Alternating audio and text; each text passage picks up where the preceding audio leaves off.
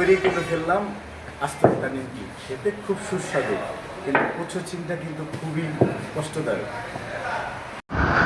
আসসালামু আলাইকুম রহমতুল্লাহি ওয়া বারাকাতুহু। বন্ধুরা কেমন আছেন? আশা করি সবাই ভালো আছেন, আমিও ভালো আছি। আজকে আমি আপনাদের সাথে শেয়ার করব কিভাবে খুব সহজে ঘরে বসে মচমচে এবং সুস্বাদু নিমকি তৈরি করা যায়। অবশ্যই ভিডিওটা শেষ পর্যন্ত দেখবেন, তাহলে পুরো প্রসেসটা বুঝতে পারবেন। তো প্রথমে আপনি ময়দা নেবেন, আপনার যতটুকু দরকার হয় ততটুকু ময়দা নেবেন। এর সাথে আপনি কালো জিরা দিতে পারেন, তেল তো অবশ্যই থাকবে, লবণ থাকবে।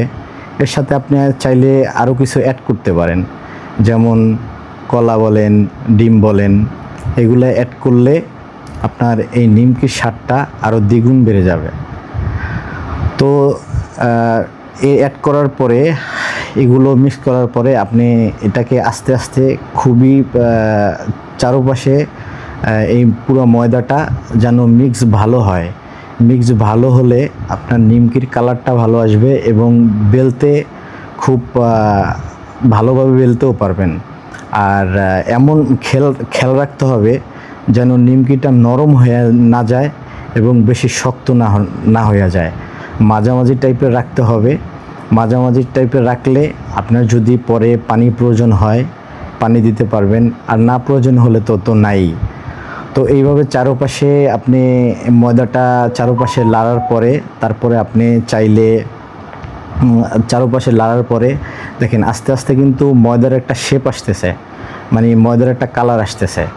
চাইলে যদি আপনার খাস্তাটা যদি ভালো হয়, মনে রাখবেন খাস্তা ভালো হলে নিমকি খাইতে মজা লাগে, আর খাস্তা না ভালো হলে নিমকি কিন্তু খাইতে মজা পাবেন না। কারণ খাস্তা ভালো হলে নিমকিটা মচমচে এবং একটু নরম হবে, খাইয়ে মজা পাবেন। আর খাস্তা ভালো না হলে নিমকিটা একদম শক্ত একটা চারার মতন হয়ে যাবে, চাবাইয়া মজা পাবেন না এবং খাইয়াও মজা পাবেন না। দেখেন যখন আপনি নিমকির কালারটা এরকম একটা কালার আসবে, তারপরে আপনি বুঝতে পারবেন যে আপনার নিমকির খাস্তাটা ভালো হয়েছে বা নিমকির কালারটা ভালো আসছে এবং আপনার খামিরটা ভালো আসছে। এবং অবশ্যই এটা ভালো করে মিক্স করতে হবে। আর মিক্স করার নিয়ম হলো, আপনি এইভাবে যদি পুশ করতে থাকেন তাহলে কোনো জায়গা বাদ যাবে না, সব জায়গায় নিমকিটা ভালোভাবে খামিরটা মিলবে। এবং আগে বায়না করতাম হাট বাজারে গেলে বাবার সাথে, যে বাবা তুমি আমার নিমকি খাওয়াও বা মিষ্টি খাওয়ার সাথে। আসলে প্রাচীন যুগের থেকে এইগুলা চলতেছে। তো আর বিশেষ করে আপনি চাইলে বিকেলবেলা চায়ের সাথে বা বাচ্চারা যদি এই নিমকি পায় তাহলে খুবই মজা করে এবং চমৎকার করে খায়। আর তারপরে আপনি এই নিমকিটা যদি 5-10 মিনিট ঢাইকা রাখেন, তাহলে নিমকিটা একটু ময়দাটা একটু ভালোভাবে বটলে বা একটু রাখলে তাহলে নিমকির বোঝেন খামিরটা একটু আপনার বেলতে সহজ হবে এবং বেলেও মজা পাবেন। এরপরে ছোট ছোট টুকরা করে এরপরে আপনি এগুলো পাতলা করে বেলতে হবে। বেলার পরে এটাকে আপনি ত্রিভুজ আকারে করতে পারেন। নিমকি তো অনেক কোয়ালিটির হয়, তো আমি আপনাদের একটা কোয়ালিটির নিমকি দেখাচ্ছি, যে এটা পাতলা করে বেলার পরে আপনি ত্রিভুজ আকারে বেলবেন। বেলার পরে একটা কড়াইতে আপনি তেল নেবেন, তেলটা হিট করবেন বা গরম করবেন, তবে খেয়াল রাখতে হবে যে বেশি জানি হিট না হয়ে যায়, তাইলে কিন্তু নিমকিগুলো পুড়ে যাবে। আর ছাড়ার সময় অবশ্যই খেয়াল রাখতে হবে যে অনেক সময় ছাড়লে কি হয়, তেলের ভিতর নিমকিগুলা যে হঠাৎ করে তেল মানে উঠা যায়, তখন কিন্তু হাত পোড়ার একটা চান্স থাকে। তো সাবধান অবলম্বন করবেন এবং খেয়াল করবেন যে আস্তে আস্তে ছাড়ার জন্য। এবং নিমকিটা ভাজবেন এমনভাবে ভাজবেন যে নিমকিটা তেলটা যেন মাঝের আকার হিট থাকে, তাইলে আপনার নিমকির কালারটা সোনালি কালার এবং গোল্ডেন আকারে কালার চলে আসবে। তাইলে বুঝতে পারবেন যে আপনার নিমকিটা আসলে সুন্দরভাবে হয়েছে। আর নিমকিটা কিন্তু আপনি খেতে খুবই সুস্বাদু হয়।